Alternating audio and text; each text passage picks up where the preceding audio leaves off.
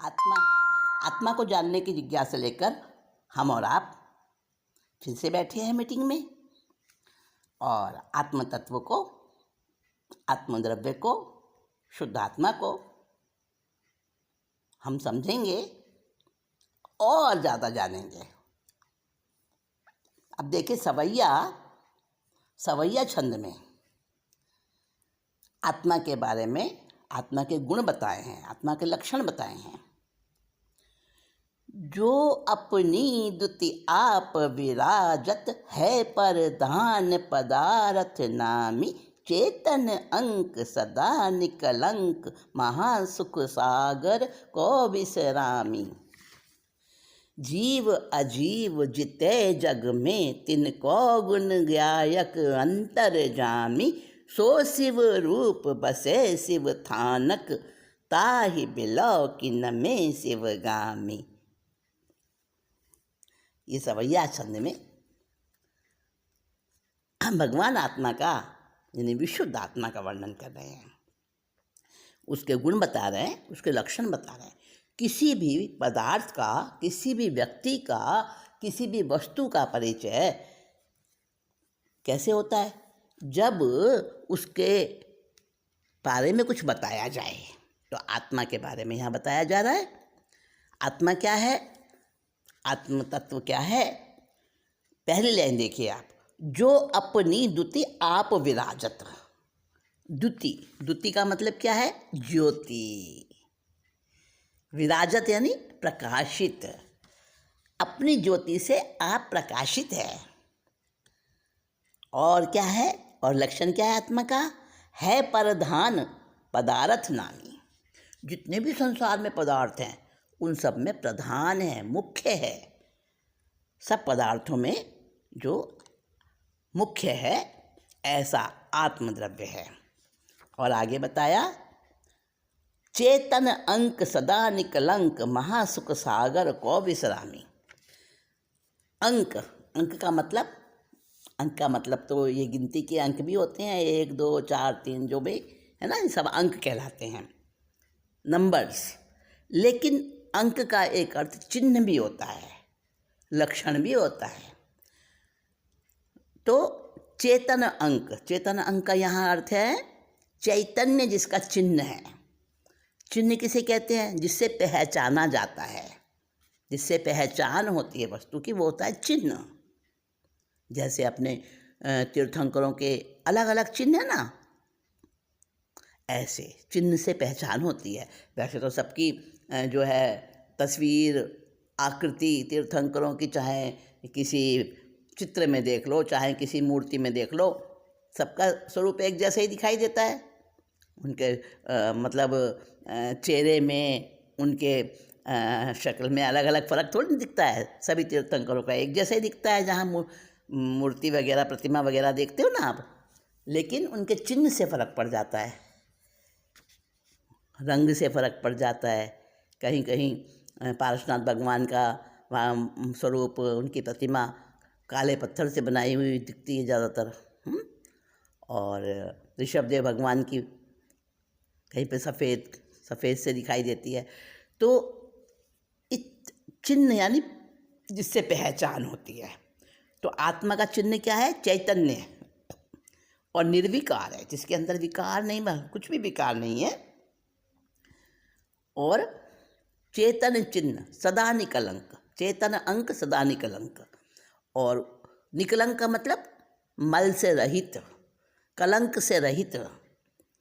और सुख समुद्र में जो आनंद करती है आत्मा। अब आत्मा कोई है चैतन्य गुण उसमें, लेकिन आत्मा दिखती नहीं है ना। दिखेगी आत्मा तो जीव के रूप में दिखेगी। हम सबके अंदर आत्मा है, परंतु वो आत्म तत्व हमें खुद से प्रकट करना है, वही तो साधना है। वो दिखती नहीं है क्योंकि उसमें बहुत सारी दूसरी चीज़ें मिली हुई हैं, विकार आया हुआ है, कर्म का, राग का, द्वेष का, कषाय का, बहुत सारी चीज़ों का। तो वो आत्मा उससे धूमिल हो गई है, धुंधली हो गई है। तो हमें साधना द्वारा शुद्ध स्वरूप प्राप्त करना है आत्मा का, यही तो हमारा काम है। तो निर्विकार है आत्मा, सुख समुद्र में आनंद करने वाली है हमेशा। और संसार में जितने भी चेतन चेतन पदार्थ हैं, जीव अजीव जितने जग में, जितने माने जितने भी जीव अजीव पदार्थ हैं संसार में, तो तिनको गुण ज्ञायक अंतर्जामी, उन सब पदार्थों के गुणों को जानने वाली है आत्मा, घट घट की जानने वाली है आत्मा। और वो आत्मा संसार में तो कहीं दिखती नहीं है, क्योंकि सारे जीव हैं और सिद्ध भी जीव हैं।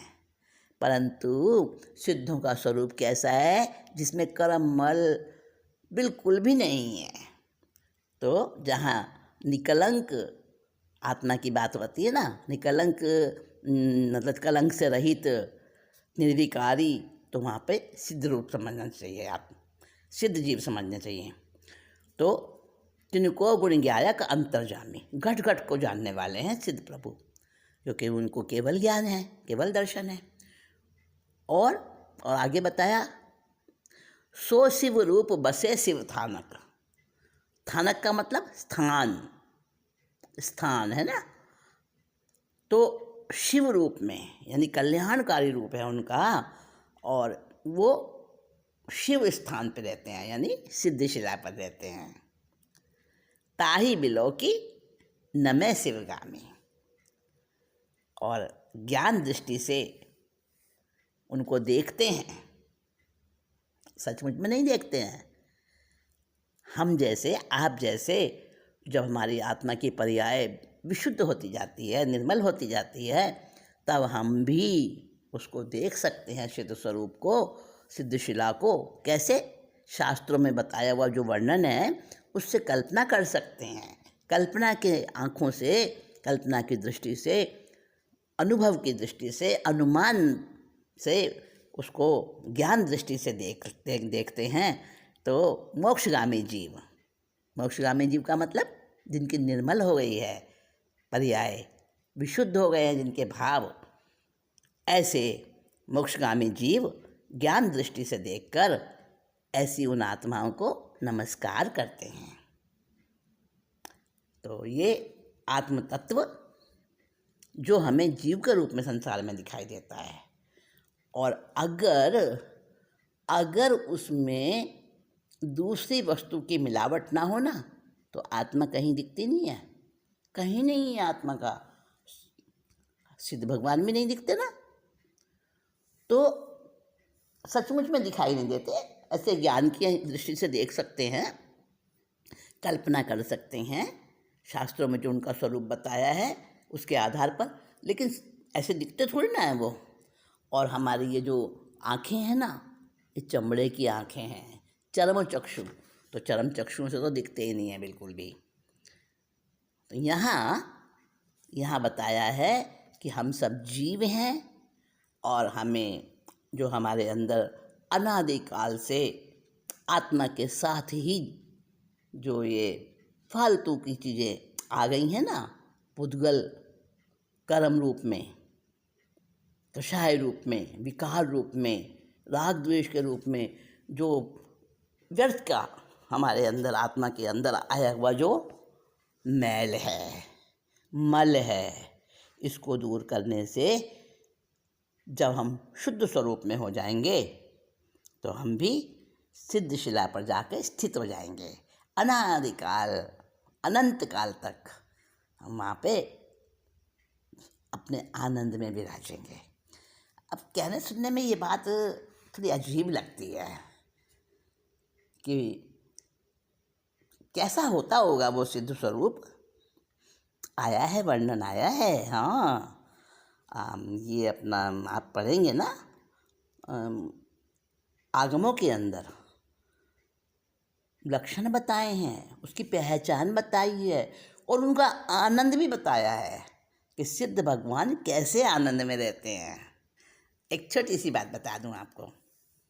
देखिए, मान लीजिए आपके पास बहुत महंगा कारपेट है या फर्नीचर है, कोई बहुत आपने कहीं से मंगवाया है, बड़ा सुंदर है, असाधारण है, जैसे दूसरों के पास नहीं होता, और आप उसको दूसरों को दिखाकर अपने मेहमानों के सामने उसको लाकर बड़े खुश होते हो।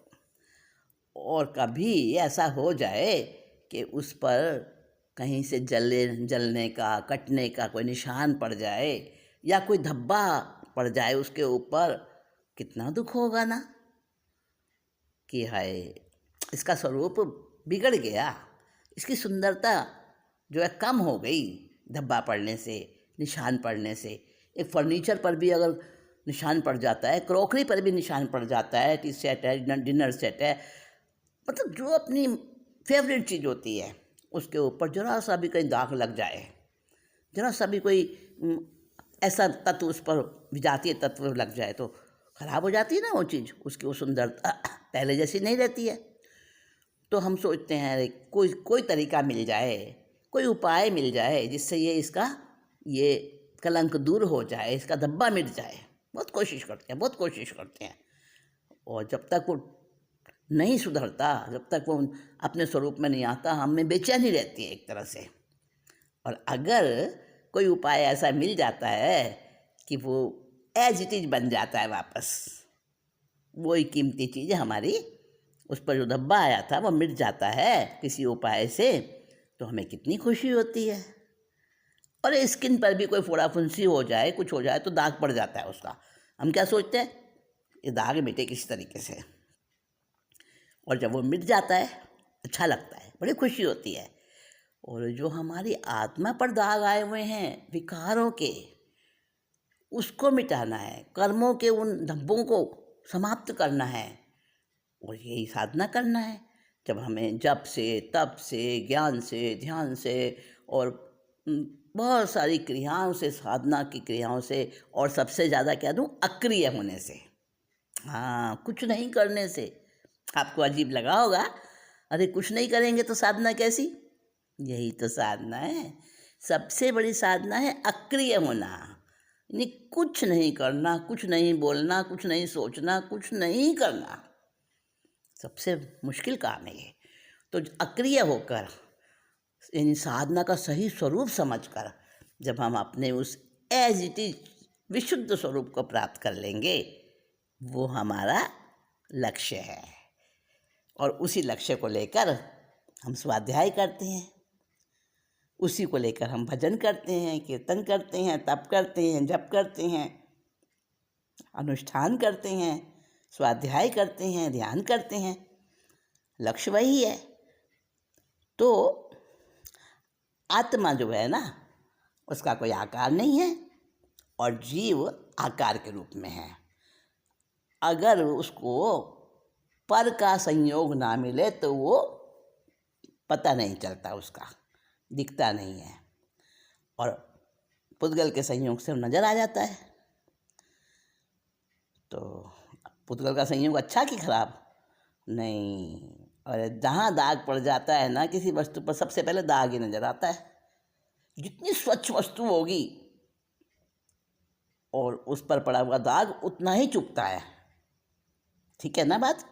तो ये आत्मा पर पड़े हुए जो दाग हैं उसको तो मिटाना है। कैसे कैसे मिटेंगे? हाँ, ज़रूर हम जानेंगे, समय समय पर आगे की बात सुनेंगे।